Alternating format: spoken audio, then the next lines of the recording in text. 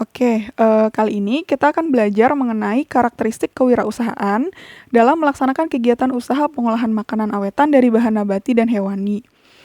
Nah, kalau kita lihat, eee, ke dalam Kamus Besar Bahasa Indonesia ya, kewirausahaan itu dapat diartikan sebagai hal ihwal mengenai wira swasta atau wirausaha. Atau kewirausahaan juga bisa diartikan sebagai segala bentuk usaha untuk menciptakan nilai melalui peluang bisnis, manajemen pengambil resiko, keterampilan komunikasi, sumber daya yang diperlukan untuk membawa sebuah proyek sampai dengan berhasil. Nah, proyek tersebut tentunya adalah sebuah bisnis ya. Intinya kewirausahaan itu adalah segala sesuatu aktivitas yang berhubungan dengan usaha seseorang untuk menjalankan bisnisnya. Intinya gitu. Nah, ada beberapa karakteristik sebagai seorang wirausahawan. Yang pertama harus percaya diri ya. Jadi kita harus percaya diri terhadap apa yang menjadi harapan dan cita-cita kita. Nah, kalau kita merasa percaya diri, artinya kita yakin terhadap cita-cita tersebut, gitu. Nah, kalau kita yakin, maka segala usaha akan kita lakukan untuk mencapai si cita-cita dan harapan itu.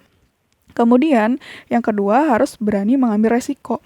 Kan masa depan itu nggak pasti ya, jadi kemungkinan di masa depan itu bisa terjadi kerugian atau bisa terjadi sesuatu yang bisa menyebabkan bisnis kita kurang untung gitu.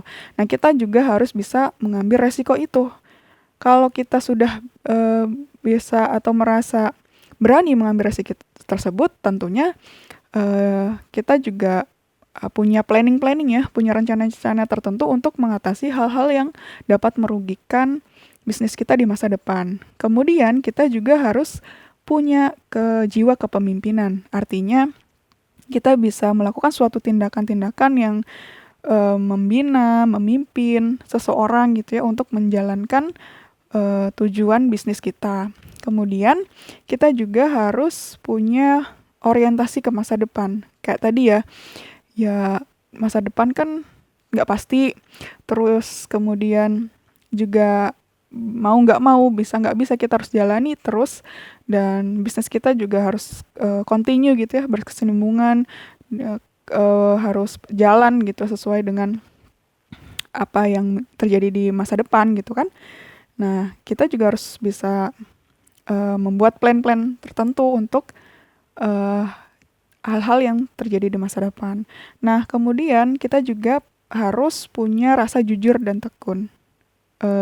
Ini penting banget karena berhubungan dengan hubungan kita dengan para pembeli atau relasi gitu ya. Kalau kita jujur sama pembeli dan relasi ya, tentunya kita bakal dipercaya gitu. Atau bisa jadi kita punya pelanggan gitu ya, pelanggan tertentu.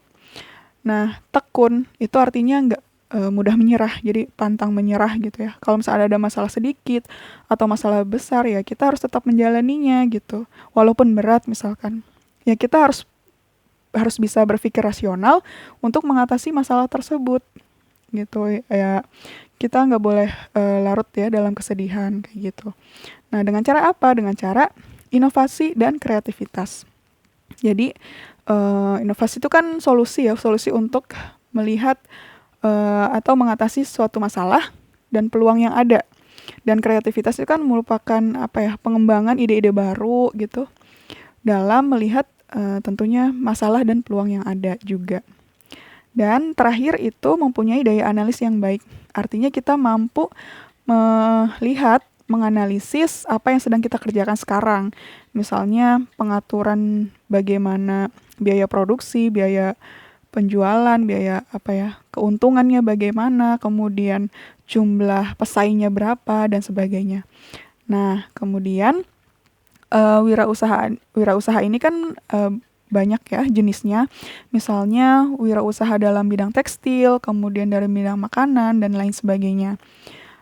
Tentunya diharapkan dapat disesuaikan dengan keahlian, minat dan kesukaan, serta ketersediaan bahan baku yang ada di sekitar dan peluang yang ada.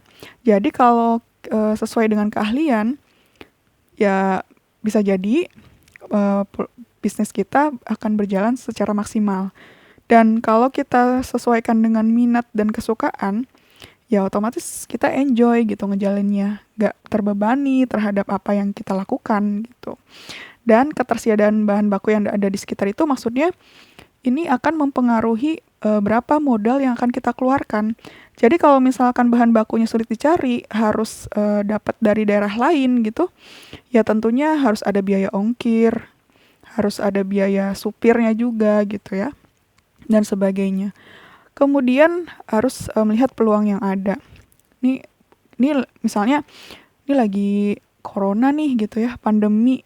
Jadi kan orang-orang meminimalisir untuk keluar rumah. Jadi ya udah deh kita manfaatin untuk menjual produk-produk kita dalam bentuk atau secara delivery misalkan gitu. Nah, untuk wirausaha yang cukup mudah dilakukan adalah kewirausahaan dalam produk makanan. Kenapa? Karena makanan itu merupakan kebutuhan primer. Siapa sih orang yang nggak butuh makan, ya kan? Kemudian sumber daya alam yang melimpah.